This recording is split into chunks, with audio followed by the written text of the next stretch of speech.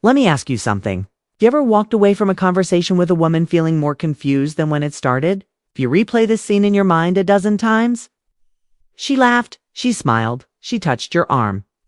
But then you hear that voice in your head, that ghost of doubt that whispers, she's just like that with everyone, so you do nothing.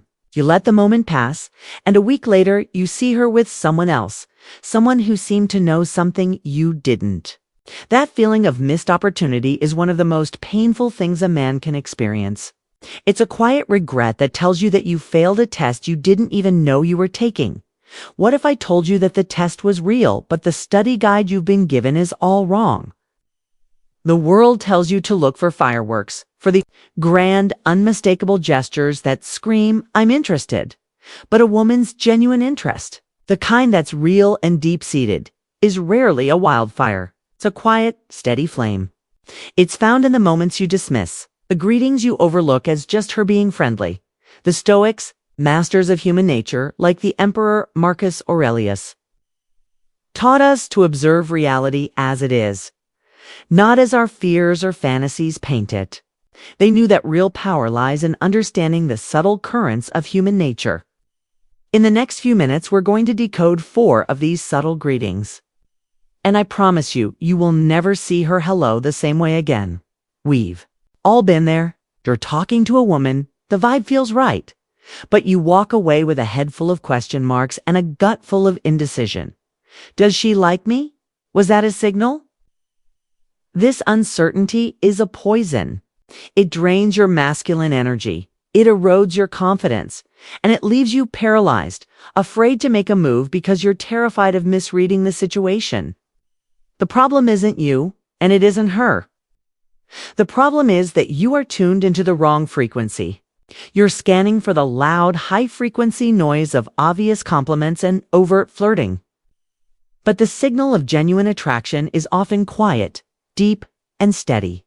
It's a low-frequency signal that requires you to be calm, present, and attuned. To even notice this isn't a game. It's a test of perception. Female communication, especially in the realm of attraction, is rooted in the deep soil of evolutionary biology. It often relies on plausible deniability, a subconscious strategy to see who has the attunement to understand the unspoken. She is putting out a signal to see if you are the kind of man who is sharp enough and grounded enough to pick up on what she's communicating without her having to risk social rejection by spelling it out for you. The man who needs it spelled out in big, bold letters is often the very man who gets disqualified.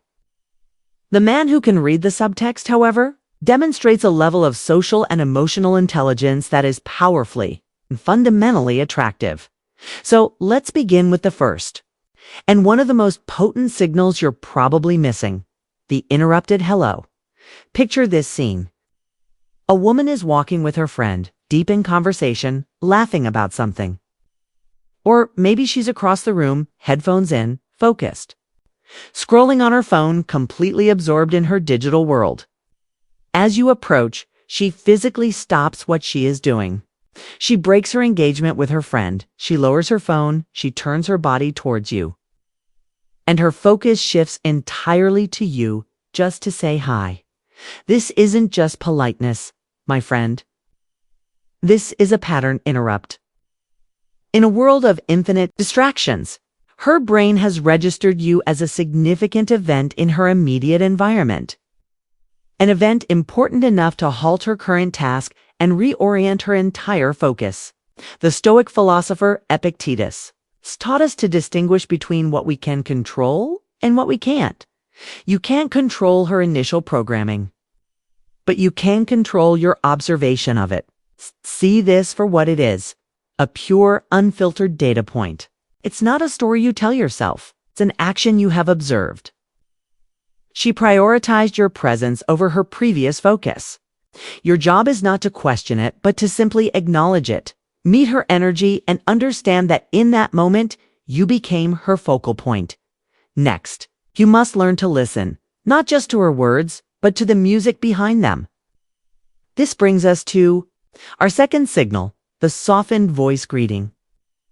A man's presence can make a woman feel guarded, or it can make her feel safe. and her voice will betray which one it is. You'll be in a group or she'll be talking to someone else, and her voice will be at a normal social volume and pitch. Then she turns to you, and when she says your name or a simple hello, her tone noticeably shifts. It softens. The pitch may drop slightly, the cadence slows. And the sound becomes less projected and more intimate, as if it's meant only for you.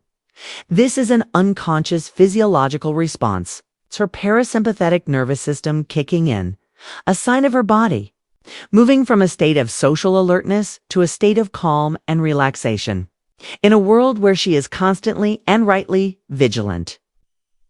Her vocal cords are literally relaxing in your presence. It's an unguarded moment, a brief window into her internal state that she isn't consciously controlling, and it's a powerful auditory signal that you have entered her personal space.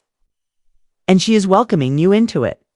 The third greeting is a beautiful, fleeting piece of nonverbal theater, and it's called the double take greeting. This happens in a split second, so you have to be present and observant to catch it.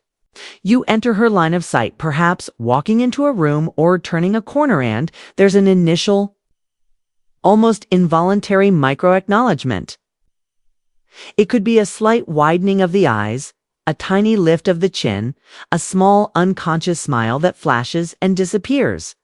This is her primal brain recognizing something or someone it finds appealing. Then she might look away for a brief moment, almost as if to process what just happened or to regain her social composure. But then comes the most crucial part. She intentionally looks back at you, this time with a more deliberate, conscious smile and a more direct hello. That double take is everything. The first look was her subconscious saying, "My system likes that." The second look was her conscious mind saying, "Yes, I want to engage with him." In that single moment, C is showing you her cards, keys, revealing both an involuntary pull towards you and a conscious decision to act on that pull. Finally, we have the signal that surgically separates you from every other man in the room. The personalized hello. It's incredibly simple, yet it carries immense weight. This is when she greets you by using your name, when she doesn't have to, especially in a casual public setting. Okay. A simple hey is for anyone. A hey, David, is specifically for you. It proves that your name occupies a space in her mind. It has been cataloged and is easily accessible. It's a small investment of memory and effort, but it signals that you aren't just a generic face in the crowd. You are a specific, noteworthy individual to her. This signal becomes exponentially more powerful when she pairs your name with a personal detail from a previous conversation. "Hey, David, how did that big presentation go last week?" That simple question reveals that not only does she remember you, she remembers your life. She was actually listening. She stored that information and she retrieved it.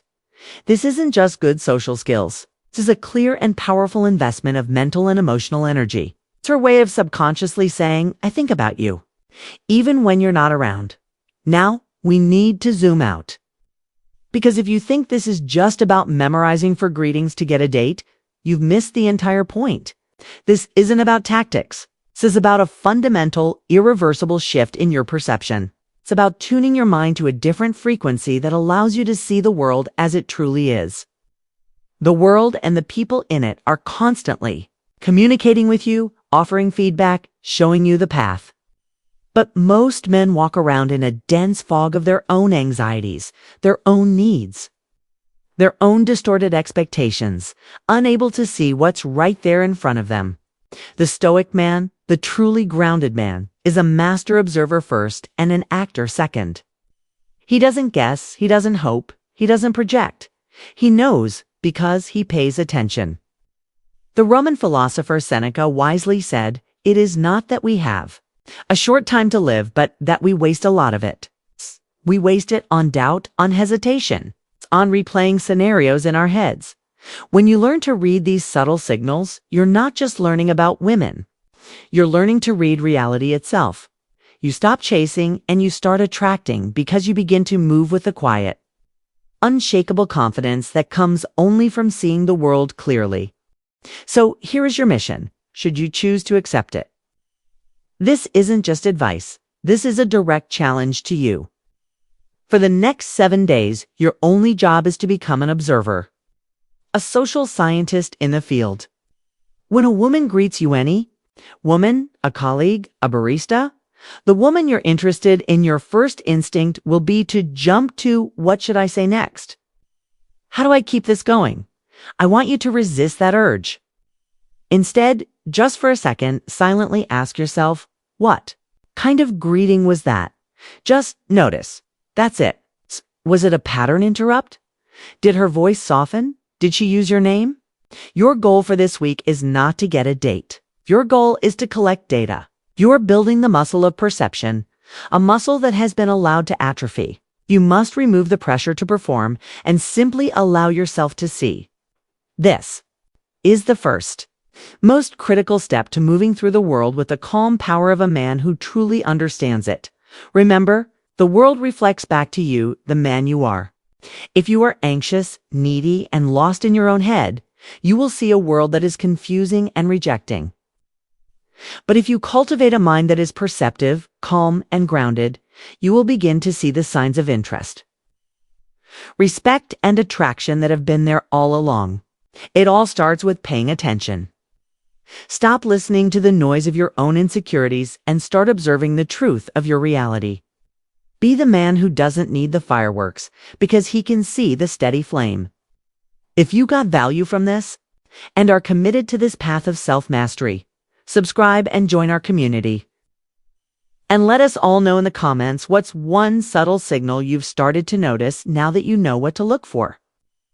Your insight could be the epiphany someone else needs. Stay strong and observe well.